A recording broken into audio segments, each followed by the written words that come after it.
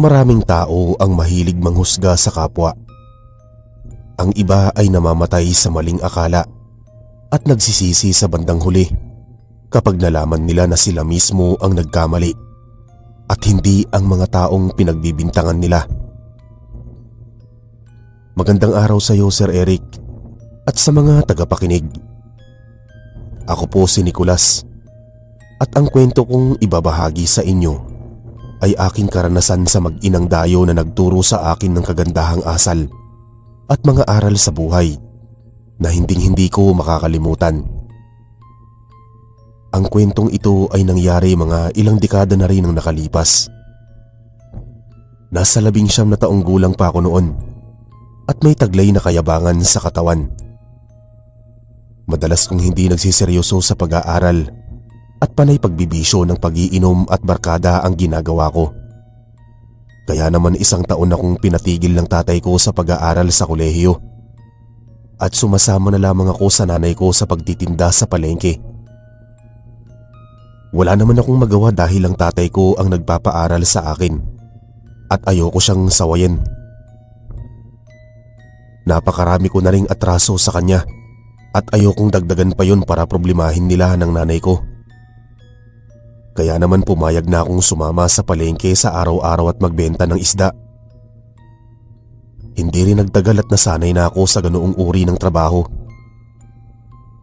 Hindi na ako nagreklamo at kahit paano ay ginusto ko na ring magtinda ng isda sa palengke, katulad ng ginagawa ng aking ina. Isang araw ay may kumuha ng isang maliit na pwesto sa palengke. Mag-ina sila na mula sa Nueva Ecija at nagtitinda sila ng mga kalamansi. Kakaunti ang mga kaibigan nilang tindera sa palengke sapagkat karamihan sa mga tindera doon ay mga tsismoso't tsismosa at mga inggitera, pero marami silang mga suki at araw-araw ay may pumapakyaw ng kanilang kalamansi. Minsan pa ay inabutan namin sila na may kaaway na isa pang tindera sa di kalayo ang pwesto. Sinugod ang ina o kilala bilang Aling Lumen ni Aling Sanda na kumari ng aking ina. Pinagsasabunutan at iniskandalo ni Aling Sandra si Aling Lumen habang pinagtitinginan sila ng ibang mga suki. Hoy, sigurado ako na ikaw ang kumulam kay Cynthia. Ikaw din ang nagbigay ng sakit kay Sioneng dahil ikaw lamang naman ang nakausap niya noong araw bago siya magkasakit. At ngayon ikaw na naman ang huling binilhan ni Cynthia bago sumakit ang tiyan niya at paulit-ulit na sumuka ng mga kinakain niya. Mabuti pa ay ipetisyon na kayo sa barangay o di kaya ay kay Mayor para tuluyan na kayong nakaalis sa bayang ito. Sumabat si Aling Nori.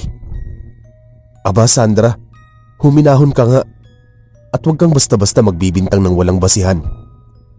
Nakita mo ba na si Lumen talaga ang kumulam kay Cynthia at Sioneng? Hindi ba't hindi? Kaya itigil mo na ang kinakasigaw mo. Nakakahiya sa mga tao.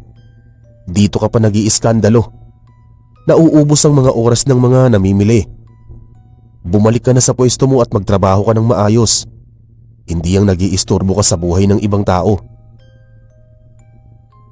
Dahil doon natameme si Aling Sandra. Umalis siya subalit panay pa rin ang pagbulong niya ng kung ano-anong mga paratang laban kay Aling Lumen.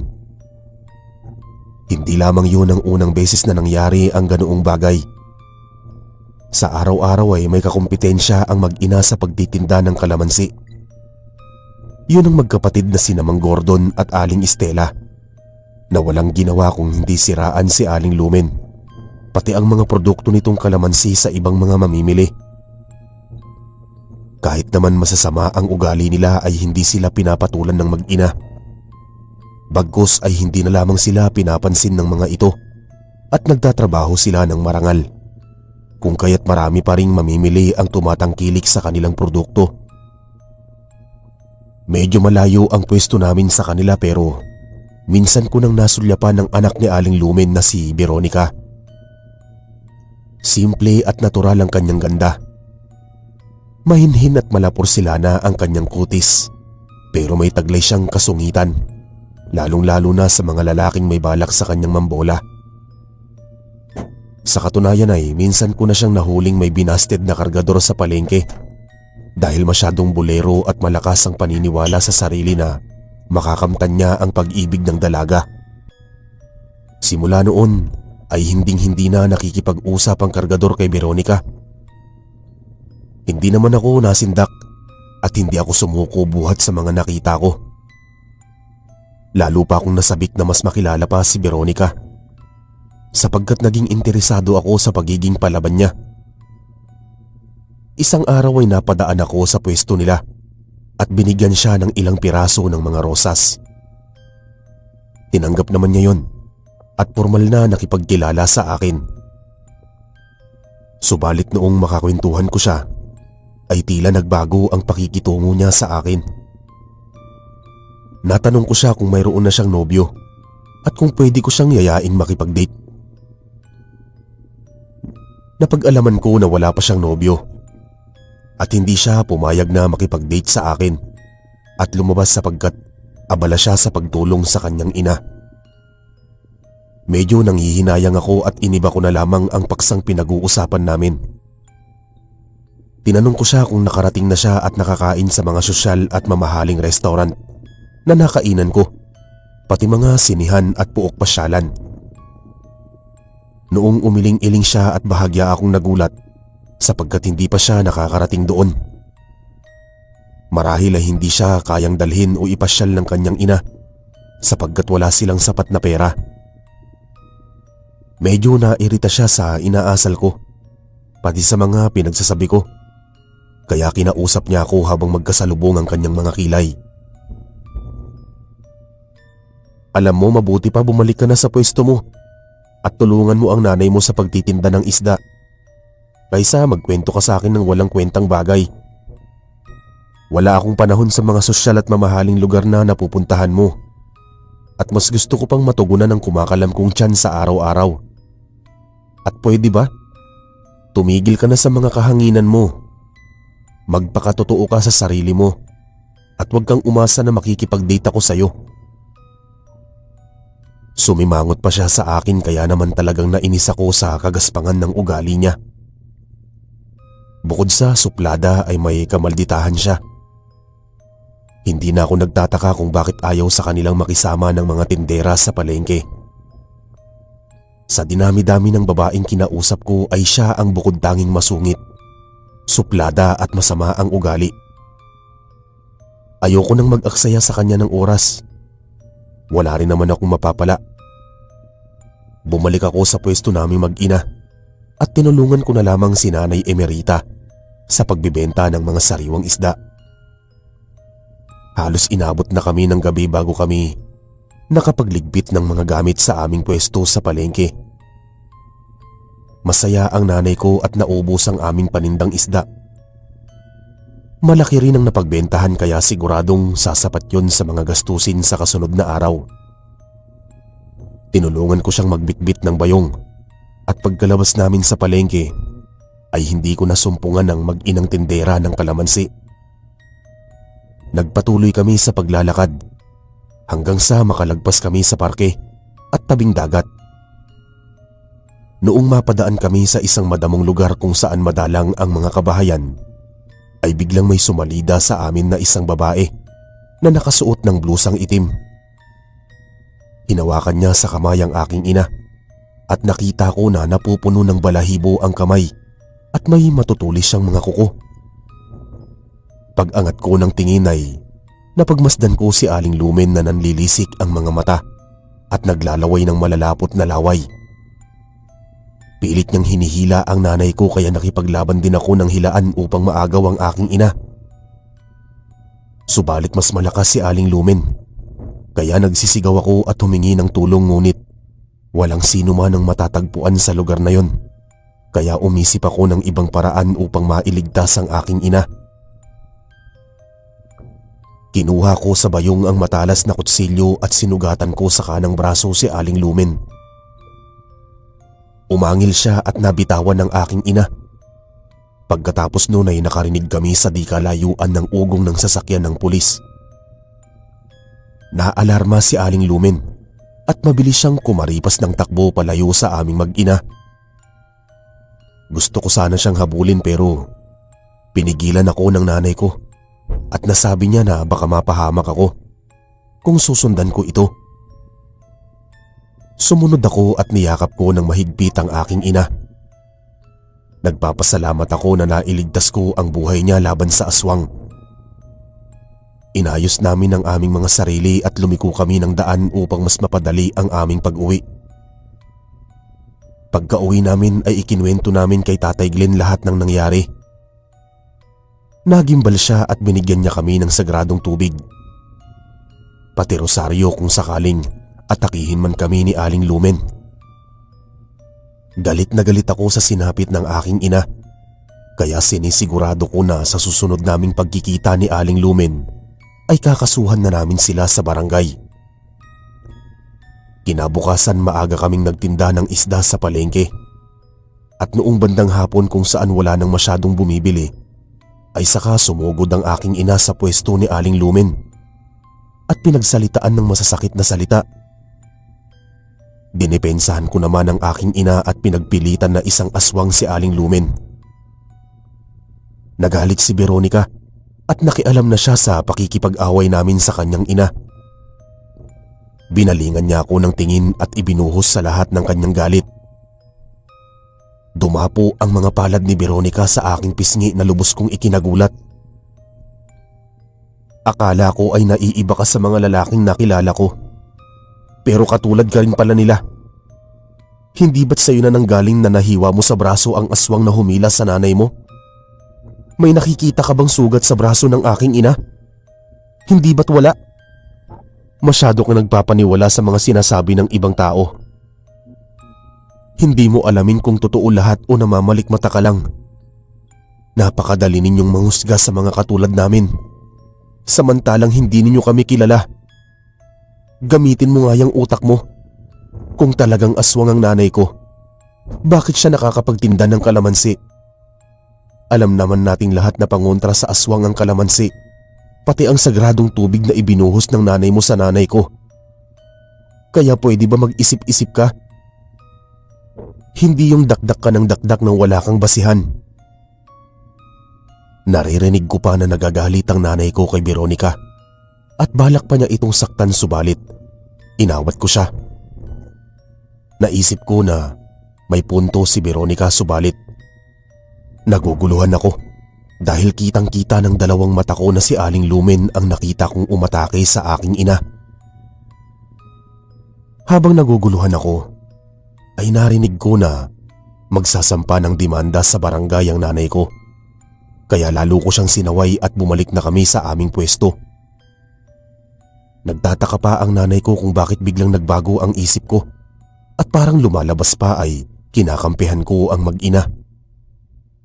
Ipinaliwanag ko sa kanya ang saloobin ko at medyo naguguluhan siya kung paano tatanggapin ang mga nasa isip ko. Pero kahit papaano ay kumalma naman siya sa maghapon at hindi na nagdemanda at pumunta sa barangay. Noong bandang hapon ay ihinatid ko si Nanay Emerita sa aming bahay. Subalit maingat akong lumabas ulit ng aming bahay at pumunta ako sa bahay ni Aling Nori at ipinagtanong ko kung saan nakatira ang mag-ina.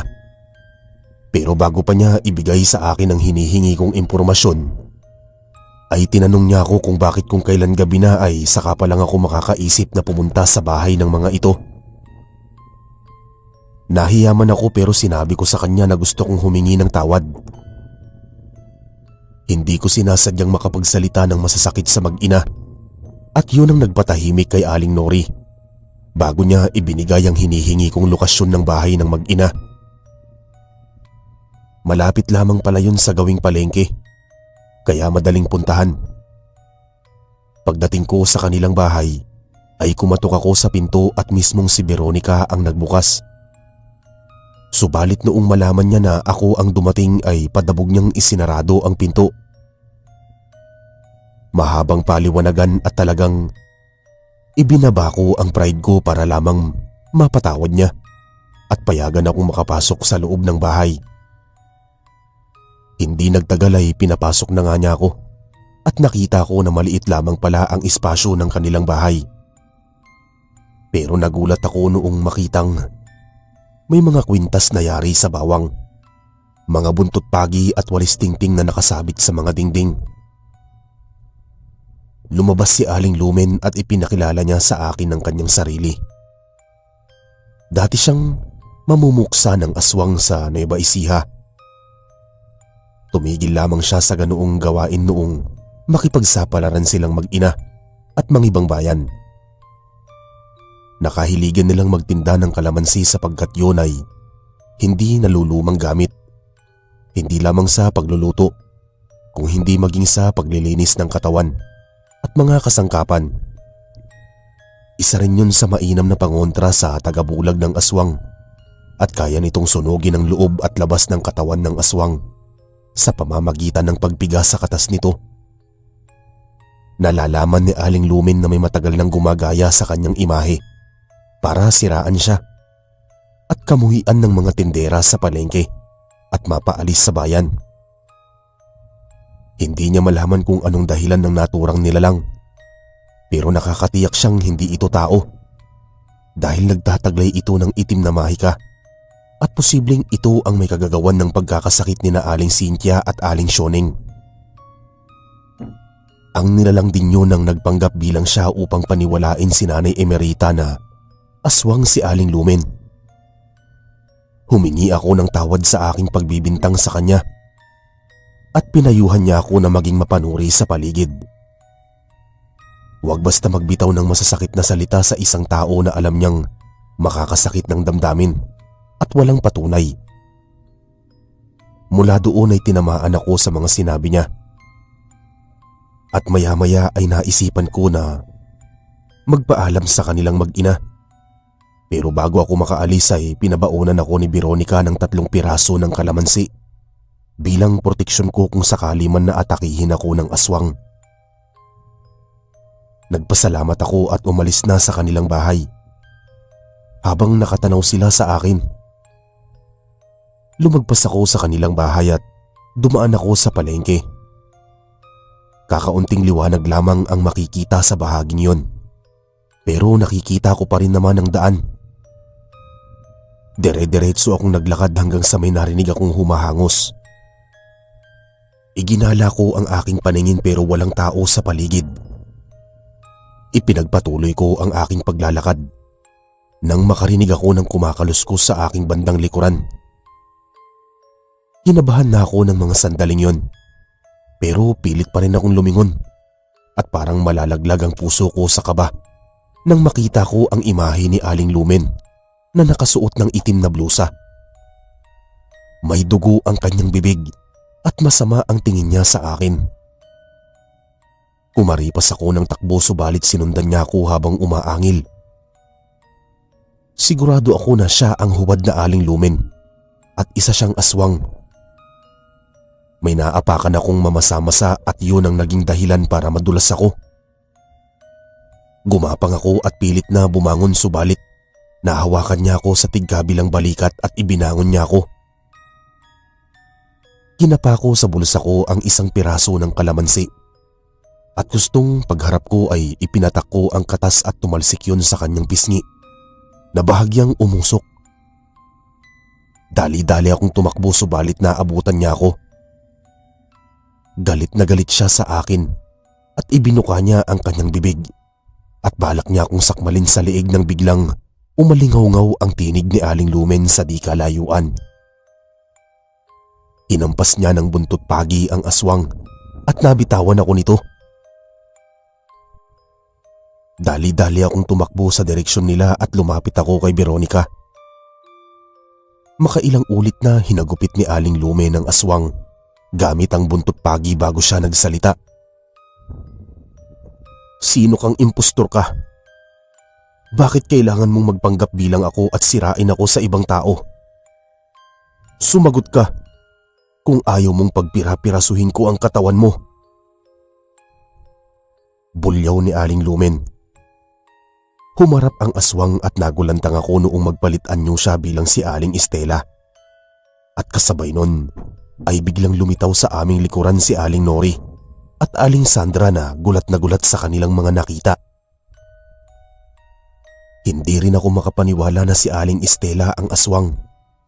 Pero naguguluhan ako kung bakit kailangan niyang gamitin si Aling Lumen para lamang mapagtakpan ang kanyang sarili. Makalipas ang ilang minuto ay matapang na nagsalita si Aling Estela. "O ano? Nagulat kayong lahat?" "Oo. Ako nga ang nagpapanggap bilang ikaw. Alam mo ba kung bakit? Dahil naiinggit ako sa'yo. Kahit kakaunti ang kaibigan mong tindera sa palengke. Napakadami mong suki na araw-araw bumibili sa mga kalamansi mo.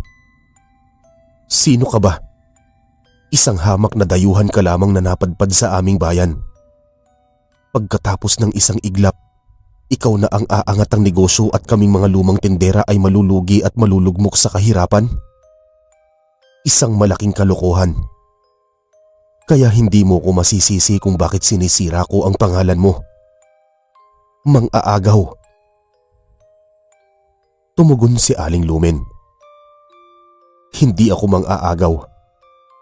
Wala akong kasalanan kung maraming bumibili ng mga kalamansi ko. Pare-parehas lamang tayong naghahanap buhay at gustong magkapera sa araw-araw.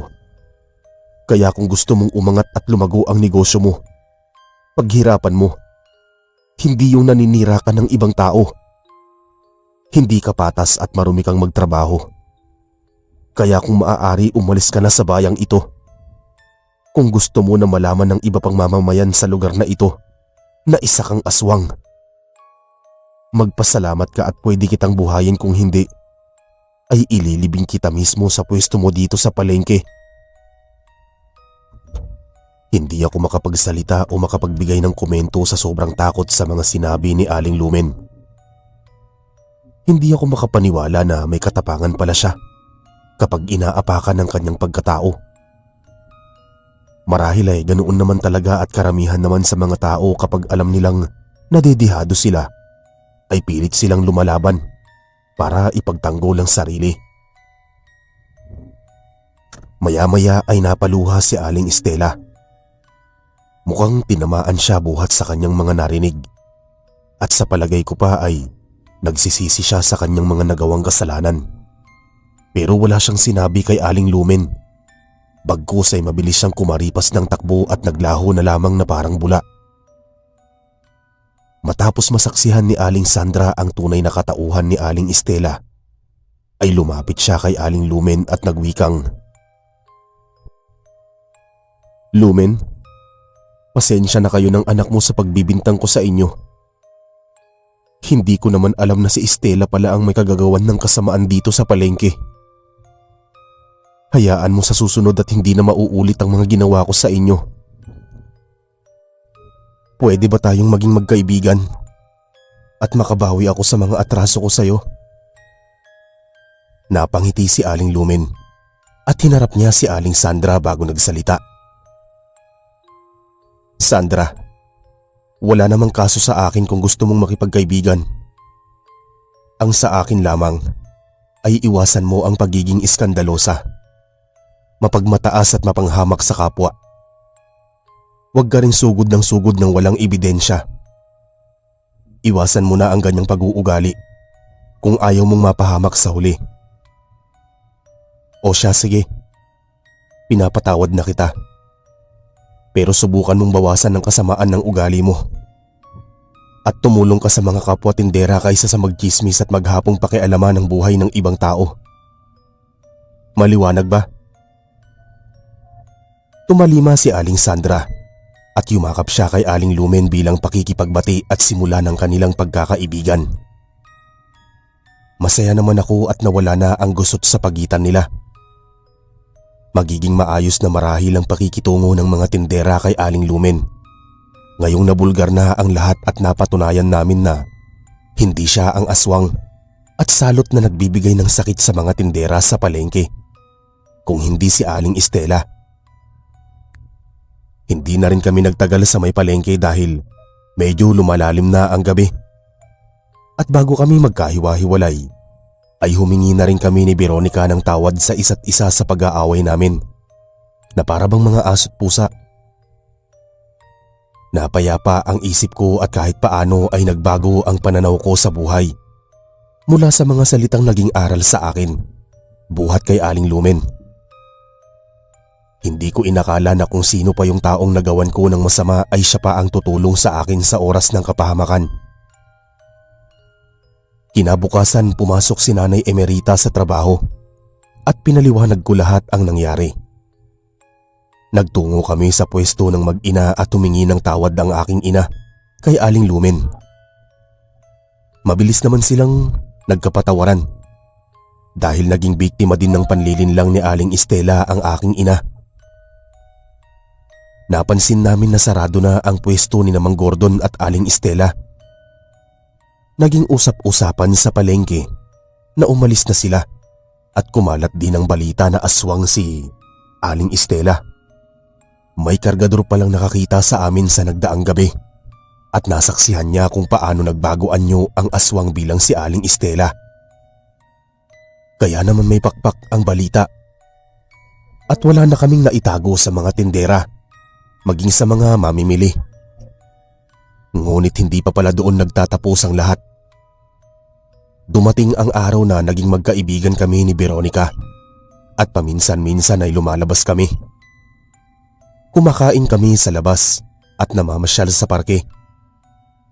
Naisip ko na wala kaming makakaengkwentrong aswang sapagkat pagkatapos na umalis si Mang Gordon at Aling Estela ay hindi na yon nasundan ng iba pang kababalaghan na dulot ng aswang. Isang araw katatapos naming kumain sa may lugawan at bala ko na sanang ihatid si Veronica sa kanilang bahay. Nang biglang may lumitaw sa aming harapan na isang nanlilimahid na lalaki. Malalago ang kanyang balahibo sa buong katawan at nakakasulasok ang mabalasik nitong amoy. Napagtanto ko na isa siyang aswang. Balak niyang tangayin si Veronica pero nakipagsagupaan ako sa aswang. Kinuha ko ang itak na dala ko pati ang baon kong kalamansi. Sinaksak ko siya sa tagiliran at tinamaan siya ng katas ng kalamansi sa dibdib kaya umangil siya ng pagkalakas-lakas. Sinigundahan pa ni Veronica at sinugatan siya nito sa pisngi kaya bahagya itong napaatras. Nagsalita ang aswang at nagpakilala siya bilang Berto na anak ni Aling Estela. Nakilala niya kami at gusto niyang maghiganti kay Aling Lumen sa pamamagitan ni Veronica. Kaso hindi niya sukat akalain na malakas at maliksi si Veronica at kamuntik pa siya nitong patayin. Binantaan namin siya ni Veronica na kung magkikita pa siya sa amin at gagawa pa ng karahasan sa aming bayan ay hindi kami magdadalawang isip na patayin siya. Nagmakaawa sa amin ng aswang para maisalba ang kanyang buhay. Pumayag kami na pakawalan siya sa kasunduan na hindi na siya manggugulo sa aming bayan. Nangako siya ng buong puso kaya hinayaan na namin siyang makaalis. Nakita na rin namin na malaki ang pinsala ng aswang kaya maliit ang posibilidad na malabanan niya kami. Inihatid ko na muna si Veronica sa kanilang bahay at hindi ko inaasahan na hinalikan niya ako sa pisngi. Bilang pasasalamat sa kabutihan at kabayanihang ipinakita ko sa pakikipaglaban sa aswang. Nabuhayan ako ng loob at naging inspirasyon ko si Veronica. Kaya naman naisipan ko na rin na bumalik sa pag-aaral. Alam ko na malaking bagay na nakakapagtrabaho ako pero mas mabuti kung ipagpapatuloy ko ang pag-aaral dahil mahalaga na mayroon akong edukasyon na hindi mananakaw sa akin ng ibang tao. Humanga naman ang tatay ko at napagtanto niya na nagmature na ako. Nabawasan na ang kayabangan ko at natuto akong magpakumbaba sa ibang tao. Hindi na rin ako mahilig uminom ng alak o anumang bisyo at tinigilan ko na rin ang pagiging maluho sa katawan. Kaya naman natuto na siyang magtiwala sa akin at binigyan niya ako muli ng pag-asa na makapag-aral sa kolehiyo.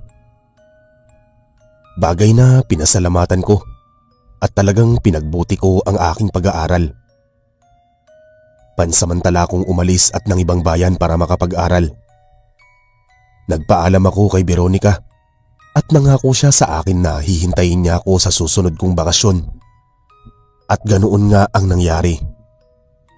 Tuwing nagkakaroon ako ng bakasyon o nawawalan kami ng pasok sa universidad, ay umuuwi ako para matulungan ng aking ina sa pagtitinda sa palengke at makasama na rin si Veronica.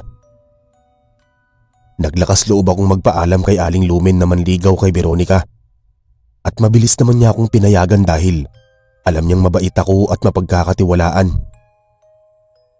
Hindi ko naman sinira ang tiwala sa akin ni Aling Lumen at nirespeto ko si Veronica. Hindi ko minadali ang mga desisyon niya at nilawakan ko ang aking pangunawa. Hindi nagtagal ay nagkaroon na din ng oportunidad na makapag-aral si Veronica sa Karatig Bayan. Kaya naman tuwing Sabado at Linggo ay umuuwi siya para matulungan sa pagtitinda ng kalamansi si Aling Lumen. Dumating ang araw ng aming pagtatapos.